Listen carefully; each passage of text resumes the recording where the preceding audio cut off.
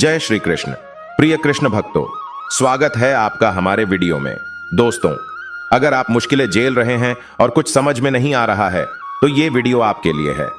भगवान श्री कृष्ण ने बुरे वक्त में मुश्किलों का सामना कैसे करे, इसके बारे में बहुत मस्त समझ दी है। तो श्री कृष्ण की बातें पूरा ध्यान लगाकर सुन लीजिए और वीडियो को लाइक कर दीजिए। दोस्तों, श्री कृष्ण कहते हैं कि मुश्किलें जीवन का एक हिस्सा है, उन्हें स्वीकार करना सीखें। कठिनाइयां हमें मजबूत बनाती हैं अगर हम उनसे निपटने के लिए तैयार हों। सबसे मुश्किल चीजें करने से ही सबसे बड़ा आनंद मिलता है। कठिनाइयों से डरना मत, उन्हें चुनौती के रूप में देखो। कठिनाइयों का सामना करने के लिए तैयार रहना ही सफलता की कुंजी है। श्री कृष्ण कहते हैं कि मुश्किलें हमारे जीवन का एक हिस्सा है।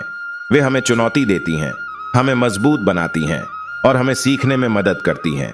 श्री कृष्ण कहते हैं कि कठिनाइयां हमें यह सिखाती हैं कि हम कितने मजबूत हैं।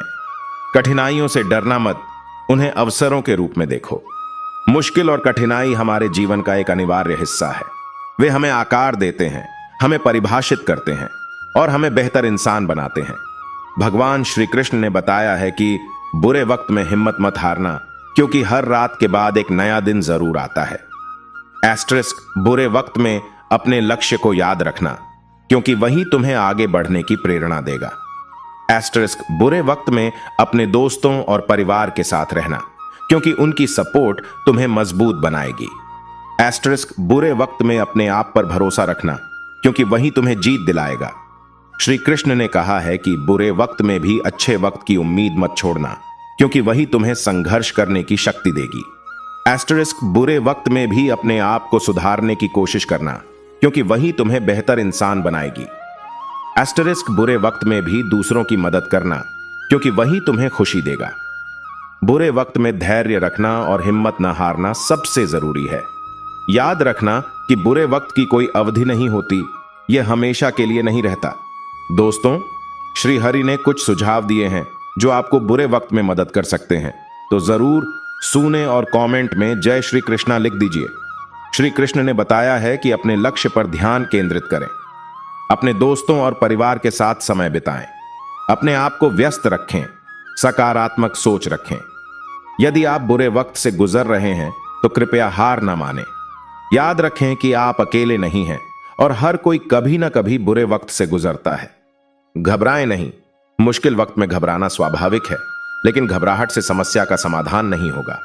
इस समय हमें धैर्य और साहस रखना चाहिए। विश्वास रखें, मुश्किल वक्त में हमें अपने आप पर और भगवान पर विश्वास रखना चाहिए। विश्वास हमें मजबूत बनाता है और हमें आगे बढ़ने में मदद करता है। हार न माने, मुश्किल वक्त में हमें हार न माननी चाहिए। हमें प्रयास जारी रखना चाहिए और कभी हार नहीं माननी चाहिए। श्री कृष्ण के इन विचारों से हमें प्रेरणा मिलती है कि मुश्किल वक्त में भी हमें धैर्य, साहस, विश्वास और दृढ़ संकल्प रखना चाहिए। इन गुणों से हम किसी भी मुश्किल का सामना कर सकते हैं और सफलता प्राप्त कर सकते हैं। श्री कृष्ण अपने भक्तों को एक कथा सुनाते हैं, तो खो जाए इसी कथा में पहले चैनल को सब्सक्राइब कर दीजिए। दोस्तों, एक समय की बात है, भगवान श्री कृष्ण द्वारिका नगरी में रहते थे। द्वारिका नगरी एक सुंदर और समृद्ध नगरी थी। उस नगरी में श्री कृष्ण के साथ उनके सभी सखा और परिवार रहते थे। सभी लोग श्री कृष्ण से बहुत प्यार करते थे। एक दिन एक भयंकर अकाल पड़ा। अकाल के कारण पूरे नगर में भूखमरी फैल गई। लोग खाने के लिए तरसने लगे। श्री कृष्ण ने अपने सभी सखाओं और परिवार को एकत्रित किया। उन्होंने कहा, हम सभी मिलकर इस अकाल से लड़ेंगे। हम सभी को एक साथ रहना होगा और एक दूसरे की मदद करनी होगी। श्री कृष्ण ने सभी को काम पर लगा दिया। उन्होंने लोगों को खेतों में काम करने के लिए भेजा। उन्होंने लोगों को भोजन बनाने के लिए भी भेजा।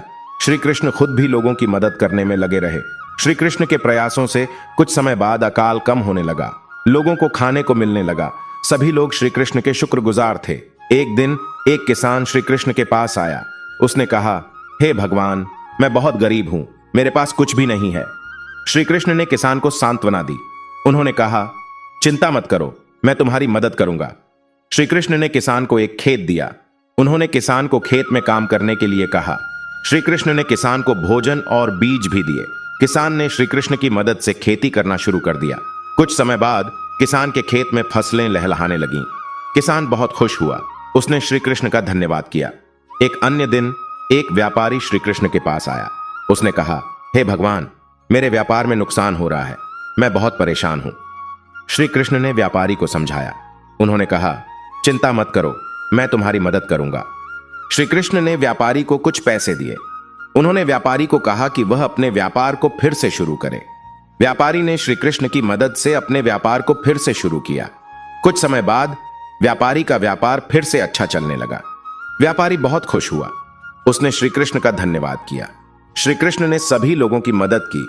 उन्होंने लोगों को मुश्किल समय से बाहर निकालने में मदद की। श्री कृष्ण ने लोगों को यह सिखाया कि कठिन समय में भी धैर्य और साहस से काम लेना चाहिए।